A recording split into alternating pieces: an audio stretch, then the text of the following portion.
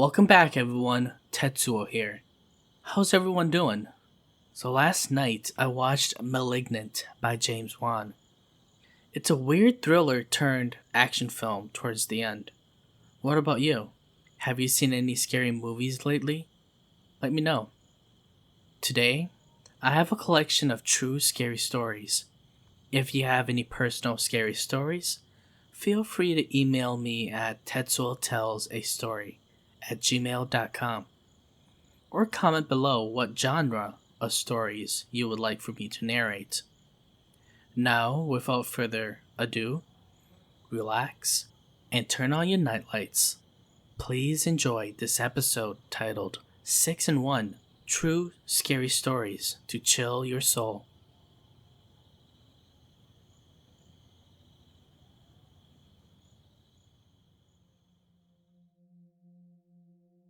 Story 1. This happened when I was just a small child, still in a baby's bed. I'm a fraternal twin, and our beds were chained to the walls so I couldn't scoot the bed to my brother's bed. I had broken the chains holding my bed for a while back. I was free to scoot my bed to my brother's bed at nighttime, as I was usually scared of the dark. This night, it was storming really bad, with lightning. Now, I must say, looking back on this night, something happened that still lives with me today. I had successfully made it to my brother's bed and climbed in. He did not wake up. Our beds were in front of the second-story window, just outside of the second-story porch. The light flashing from the lightning lit up the very small woods across our family home. At the top of those woods were 5 houses. One house had a garage that fell down into the woods. Just the roof was left, as my older brother would often carry me on walks into the woods. During that night of the storm, I stood in my brother's bed. I saw a soft green glow in the woods that seemed to come from that old fallen garage in the woods. I followed the glow as it bounced up and down, zigzagging slowly through the woods. There was a huge retaining wall separating the woods from the car parking spots. As I followed the green glow, it suddenly stopped, and it seemed to notice me looking. It paused for what felt like a very long time, then moved rapidly towards my direction. It bounced through the woods and off the hill all the way down onto the road, past the car parking spots. It then jumped way up into the air, and I lost sight of it. I searched everywhere, trying to find it. Just then, it landed right in front of me at the second-story window. I screamed as it made me very scared. What I saw was a skeleton with green flames all over its body. It was laughing and making the intent to get me. It laughed at me, walking back and forth, waving its arms. The next thing I could remember was the warm glow of the morning sunrise. I was back in my own bed in its normal place. 40 years later, I told this story with my brothers, my nephew, and my mother. My twin and nephew told me the same exact story. I have tried to Google this creature, but have never found anything. Has anyone else experienced this creature?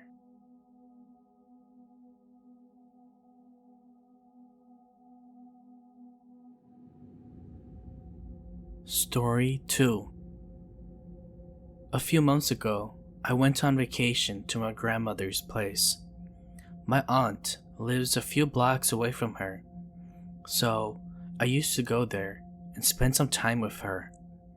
I really enjoy spending time with my aunt, but it's her 3-year-old who really bothers me a lot.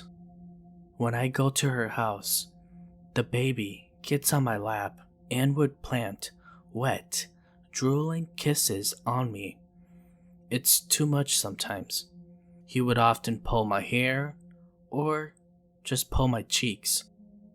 That's why I'll only visit my aunt when my baby cousin is asleep or with his dad.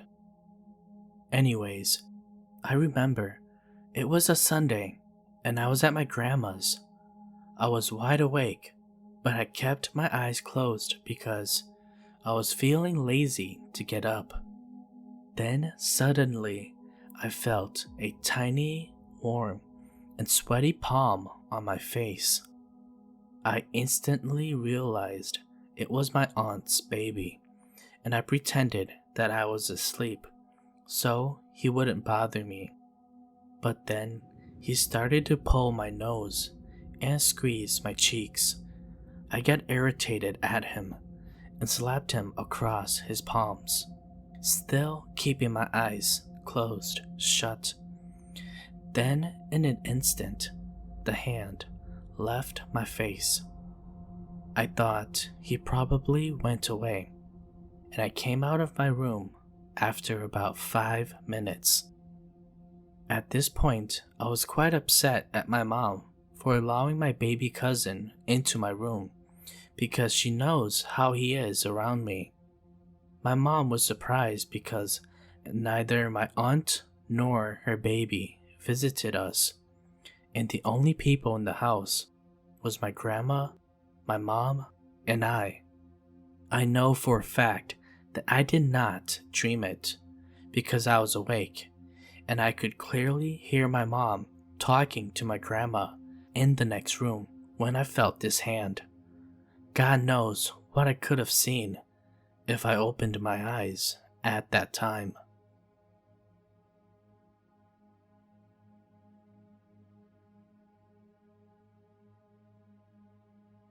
Story 3. Hi, my name is Jane, and I worked at a funeral home. I clean, mop, and vacuum the funeral home to get it ready for the families in need. One night, I was mopping and getting the place ready for a Hmong American funeral that was going to take place early the next day. This was my first time setting up a funeral home for the Hmong community, so I'm not sure what to expect. After vacuuming the floor, I went to the bathroom to mop there, but when I opened the door to go in, I saw a lady washing her feet in the toilet. The lady turned and looked at me. I too looked at her, and I noticed the beautiful and colorful traditional dress she was wearing. The lady had the biggest smile, and I smiled back. I didn't think much of it. I thought it must be someone from the grieving family that was going to meet up with the owners of the funeral home. So I continued cleaning.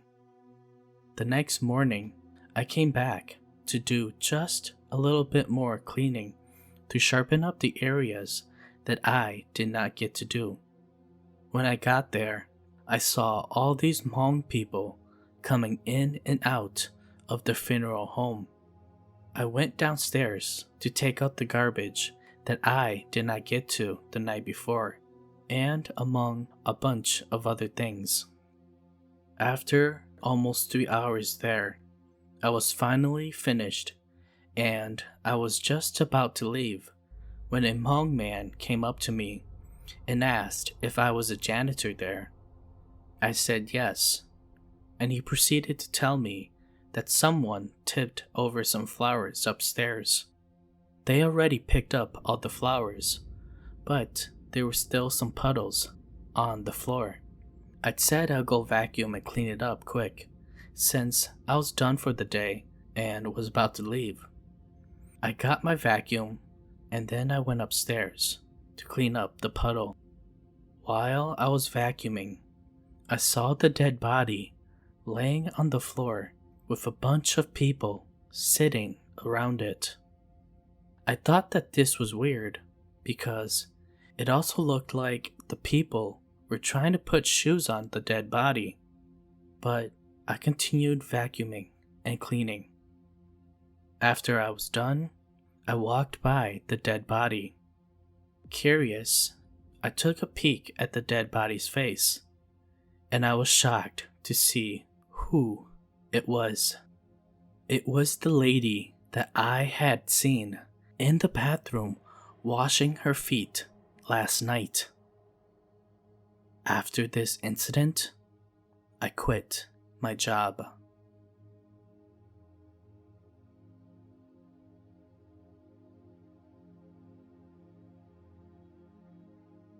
Story 4.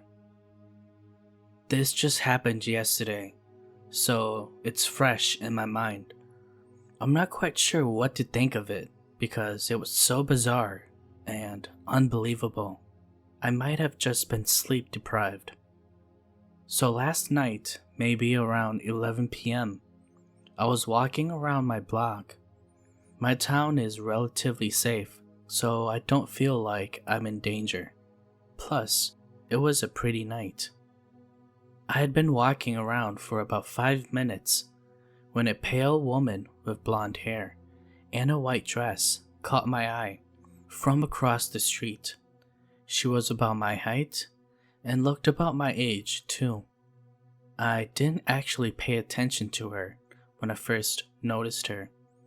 While I circled the block again, she was on the same street and a couple of feet in front of me. She was standing by the curb, staring at the cars passing by. It was a main road, so even that late, people were still driving on it. I said hello to her, and she turned her gaze to me. I couldn't see her face super well, but from what I saw, she had no pupils or colors in her eyes. She just stared at me. After a while, I asked if she was okay. She didn't respond again and simply pointed at the road. I was very confused and didn't understand. Right as a red car started coming down the road, she stepped into the road. The car slammed right into her, and it was a bloody mess. The driver immediately stopped and jumped out. It was a man around his mid-20s. We both spoke about it, freaking out. He called the police, and I went around the car to see the state of the girl. Once I circled around the car, she was gone. Not gone as if she's dead. Gone as if she wasn't there. The blood on the road was gone too, but not from his car.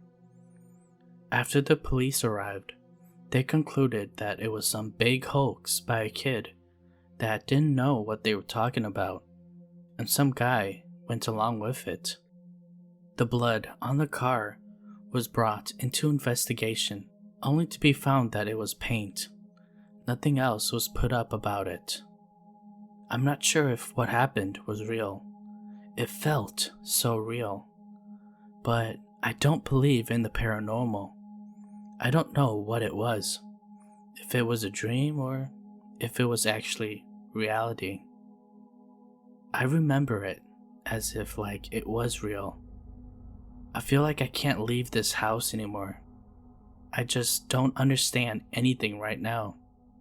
Kinda feels like I'm going crazy. Has anyone else experienced something similar to this?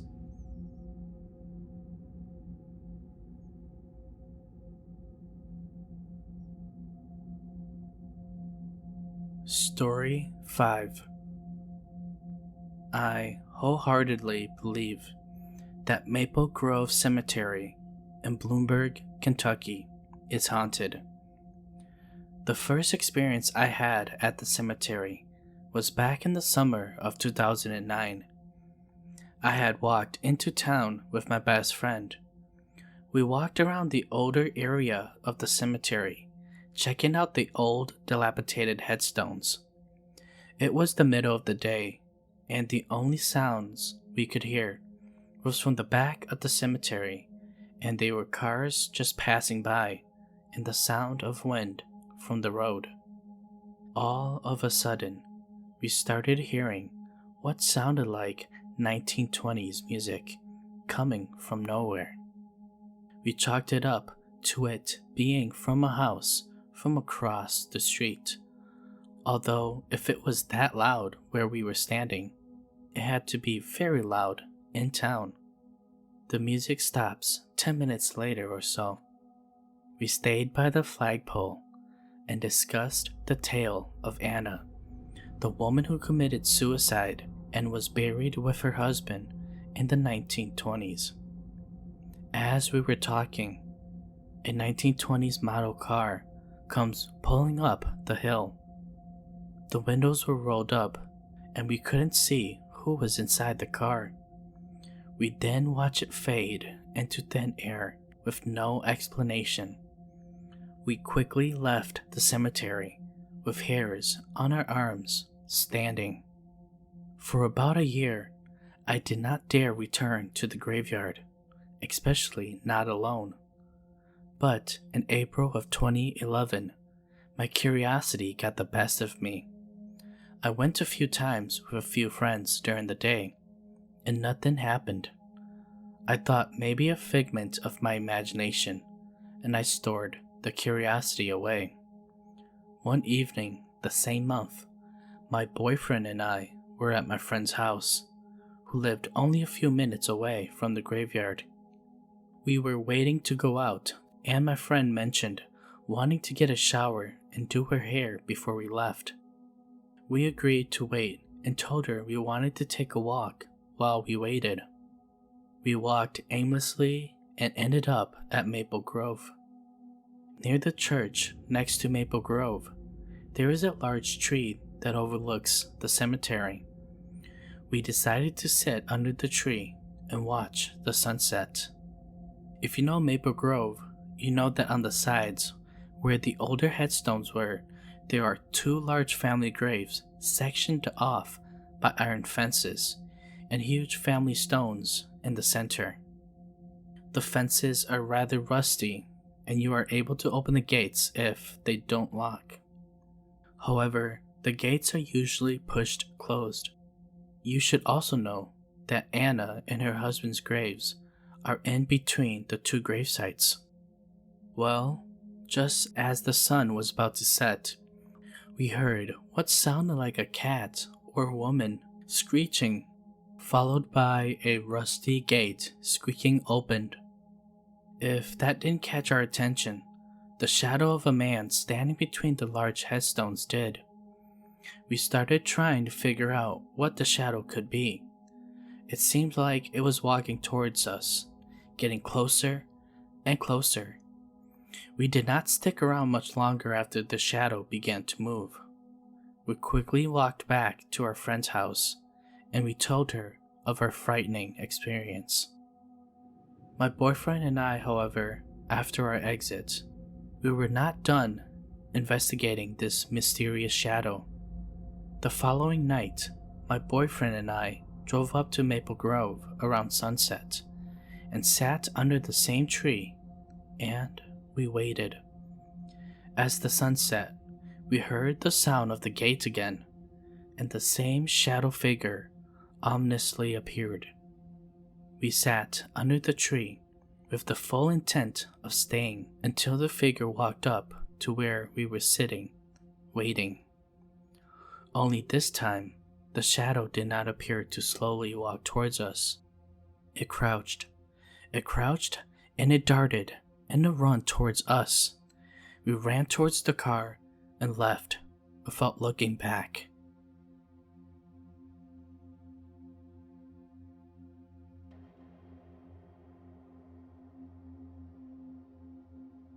Story 6.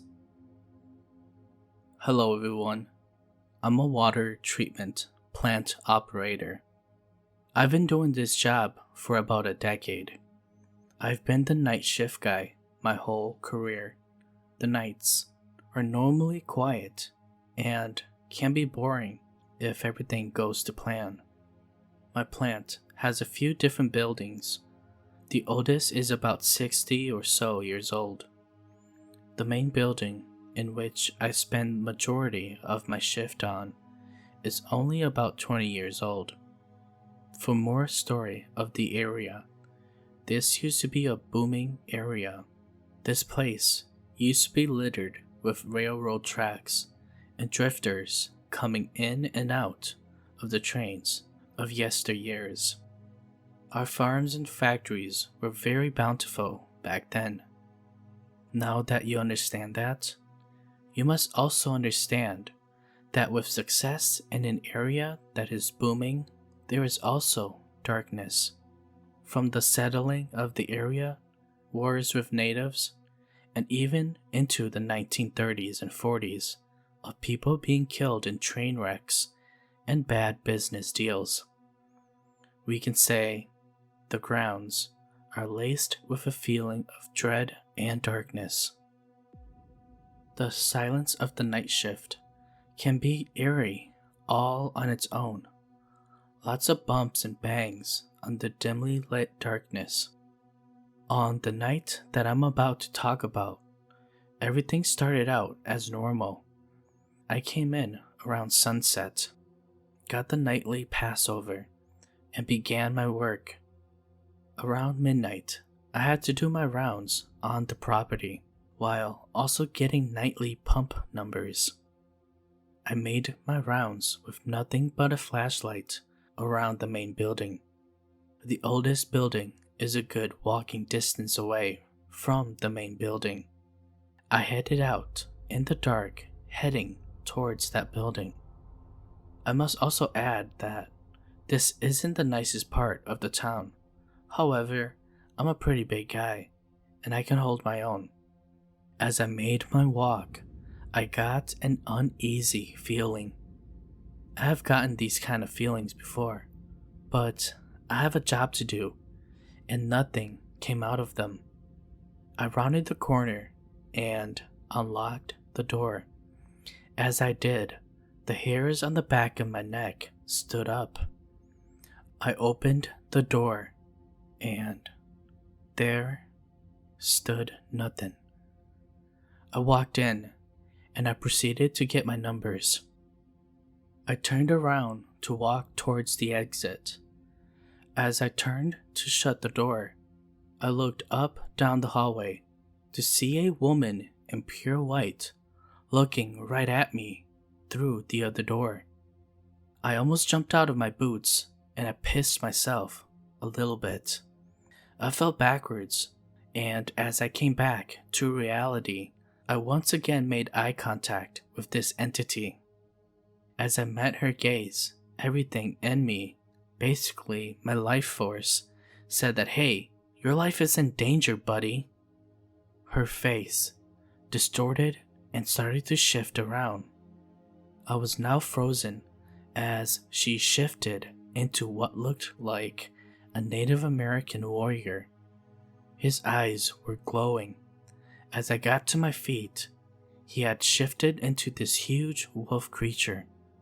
The growls were chilling to say the least.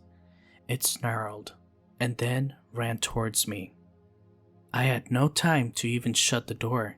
I ran as fast as I could, screaming bloody murder.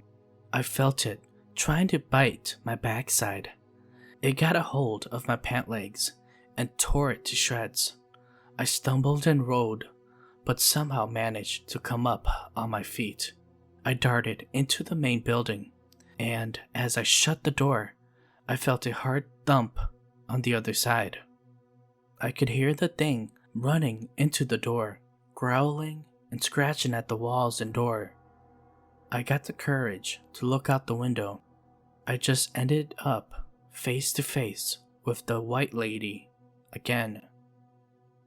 I had the police come and sit with me until the sun came up.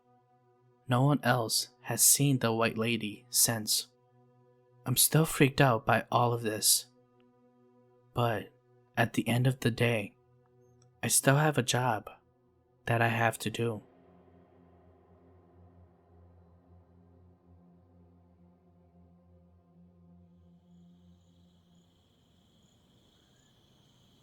Thanks everyone for making it to the end of this episode. If you haven't yet, please subscribe to the channel. Until next time everyone, see ya.